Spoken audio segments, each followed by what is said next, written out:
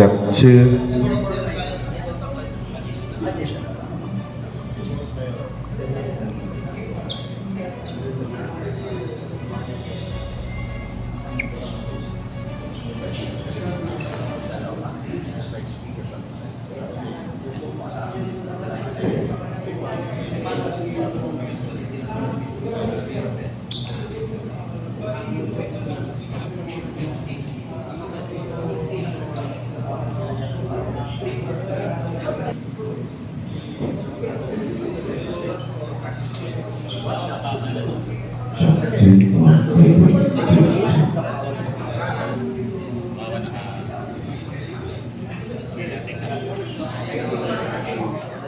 Magandang araw sa inyo mga boss. Nandito nga po pala ako ngayon sa may Congressional Avenue sa Forerunner Technologies po dahil ila-launch daw po nila yung bagong lineary ng Beta 3 at yung sub din ng lineary. Abangan nyo rin ito sa Music Manila mga boss. I-entry daw nila ito doon sa kategory ng mga lineary sinasabit doon sa labas. At maraming salamat po sa Forerunner Technologies na nag-invite sa akin dito. Okay, isahan ko na puntahan tong venue mismo dahil nag-start na sila. Okay, maraming salamat po.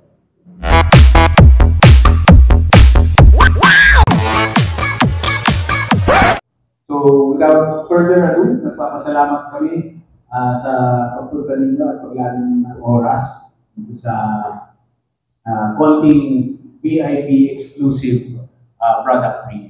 And I'll give the mic to Sir Mario. Una sa lahat, maraming salamat. Again, thank you very much lahat. We were very excited. Yung problema nga lang, the amps just came a few days ago, kaya hindi rin namin magawa ng ano, then nagkaroon ng sakto rin kasi nagkaroon ng bagyo, di ba? Anyway, we are here to present yung B3. Now, B3, yung B3 na, I have to tell you, 1998 pa ang B3. It's one of the first big companies that came out of, nung nag-open up in China, ayan yan. So they were on, ahead of their time na naging supplier sila domestically and naging manufacturer sila for a lot of the American and European companies, brands that had the vision of finding China manufacturing time na during that time. So kaya MB3 na rin yung kagandahan, all the sea of I have to tell you what's so different about this versus all the others na sa market ngayon, and why we're very bullish and very positive na magkakaroon ng impact sa market natin. So the B3 PL series is a dual 12 passive dual 12 Neo drivers, and it's a three-way. I'll explain further yung three-way later. So it's a the dual 12 with a compression driver. Ito naman yung dual 18 natin na subs. Then there is the smaller PL 308, which is a dual 8-inch naman. Yun. With a compression driver, yung mga mahilig magkaroon ng mid-bass pa rin, yun, meron tayo doon. So there's 4 members of the family sa PL. Ang ginamit ng B3 dito is a coaxial compression driver. It's an approach na hindi pa ginagamit ng iba. Bakit? Napakamahal na po ng coaxial compression driver. Mahal yun eh. So, marami rin China companies, hindi basta-basta ginagawa yun, simply because it adds more cost. Diba? So, they'd rather go like, para mas mapamura pa rin natin to. Gawin natin typical three-way, diba? Put some tweeters in there and gano'n. Pero dito naman, sige, Rod, lagyan yung detail. So, ito naman, para lang merong size reference kayo, atin nyo lang dito. This would be the 308. Ito naman yung dual 8 na. Dual 8. Oo. So, this one has 2 of the concentric compression drivers, as sabi natin, on a waveguide. Na yung waveguide, ito makikita natin, you will take a closer look. Ayun yung ano niya. So, ito yung coaxial compression driver natin. So, may dalawang pole connections, di ba? Dahil, ayun na, in one driver, there's bigger and smaller compression diaphragms, di ba? Tapos yung waveguide niya. Yung waveguide plays a very important Twitter role mismo. dito. In short, kasi as speakers, natural progression would be on the man na talagang 10 degrees in dispersion. Well, B3 mix amplifiers. It may not, parte na rin yan ng forte nila since I've worked with them, may amplifiers sila. Pero one thing that they're still getting good at is DSP. Hindi tayo basta-basta distributor. We are live sound people eh. So for us, when Forerunner offers a product, gusto natin sistema yan. And yun nga yun, they've got what we needed, what the system needed. It's a 4-channel amplifier na may built-in DSP. Bakit namin ginawa? Kasi balak namin gumawa na ng presets for the end user. Ayusin ko pa. The amplifier is auto-volt. So maging dito, sa Bulacan, or sa kung saan mababa yung kuryente paggabi, walang problema. So pinaghandaan na rin natin yan sa mga considerations natin. Kaya rin kinuha namin yung expertise ni Mr. Alex Parpan. Diba? Yan, ang tenga ni Mr. Alex Parpan. Yun, no? Yun, no? Ito dun sa Music Manila, yan. Diba? Hihingi ng mga yung mga insights and yung mga presets na gagawin natin para dito sa system na to. I mean, Entry yan sa Music Manila. do you want to? The serious ones that want a system will opt for the system. Kasi yan lang yun. Diyan mo lang tayo makuha yung full potential ng buong system. DSP, process, amplification, and of course the product. Diba? Yan, so ito ang ating sistema ngayon. So for now, I'll pass it over to Mr. Alex. And, Alex. Maraming salamat sa inyo sa pagkikinig. Thank you. Yan si... Magandang hapon sa inyo. Sorry, hindi kasi ako talaga sa akin magsalita. Okay lang, sir. Paliwanag lang. Madali lang. Pipikuti mo lang. Ay, nakagad siya. So, napakadali. Tapos, isa pa nga sa pinakamaganda sa kanya, kasi stable siya. Kasama siya, sir. Tama rin siya. Doon sa ampli yan. Yan na. Yan yung Twitter niya mismo. Laman sa loob. Tsaka si Tito. Para i-entertain kayo. Also,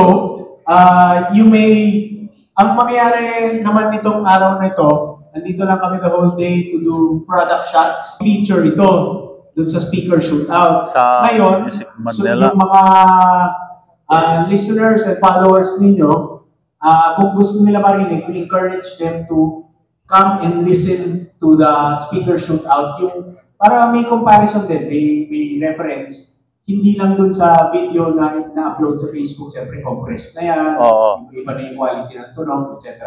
European or branded site ng speaker shootout via the RCF brand. HDL28A. Tama ba, Jeff? HDL28A. Ang i-compete natin dun sa speaker shootout sa brand. So, yan, available yan sa Music Manila. Okay. Mag-view nyo yan, mga bossing. Okay, thank you. Kaya,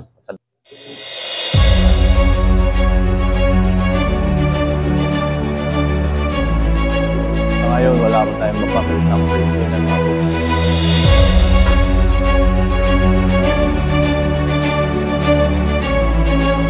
Lumakas din, passive lang po pala yan, ha. Tapos, yung sub-passive din.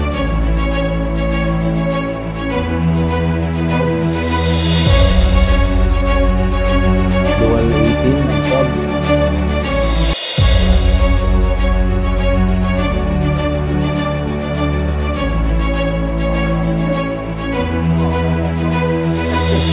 Yung pin. Ayan yung nagiging power up ito.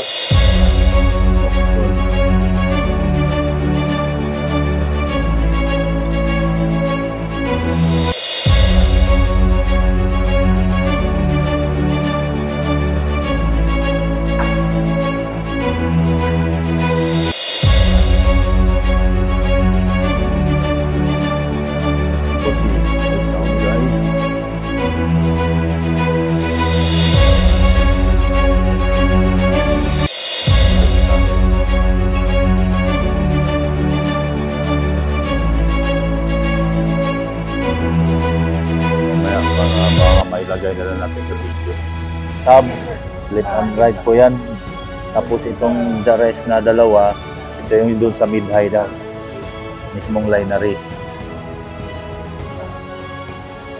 PRA 154D. Yan, yung mga model. Yan, sub nakalagay. Left and right. So sa taas. Yung watts nito, sir, ay ilan po? 2,600. 2,600 peak power niya yun. Yung sub naman po, yung sub daw, hindi pa alam. Okay. Tapos yung fly frame naman po natin, sir, Alin po? Ay, para nasa taas. maisabit natin, Ayun, okay. nasa 48,000 po. 48. Ayun mga boss, naka yung hanger niya mismo. Then, Tapos yung sub, yung... Okay. Yan. Ito ngayon kasi, sir, sa system po natin, meron po tayong tatlong amplifier. Mm-mm. So, ang isa po natin na 4-channel amp is nasa 138 naman. 138 ito. So, ganun din ito, 138 din. Yung sa sub, Gano'n rin po. Yun, It's 100. exact model din po. Ayun. So, times 3. So, for the whole system po natin, sir, ng 12-inch, na that is consists of 6 speakers, opo, saka dalawang 6 per sub. side, Mm-hmm. 6 per side, 4 per side na sub, and dalawang fly frame, plus ito po yung amp rack po natin. Oo. Nasa 2.710 po siya. Okay, mga boss ha. Ayan, 2,710,000 ang halaga ng buong set niyan. Pero mabibili yan, sir, as in individual. Yes, Pwede. Yun. Kasi mayroon nga, sabi nga kanina, paano kung mayroon naman kaming amplifier?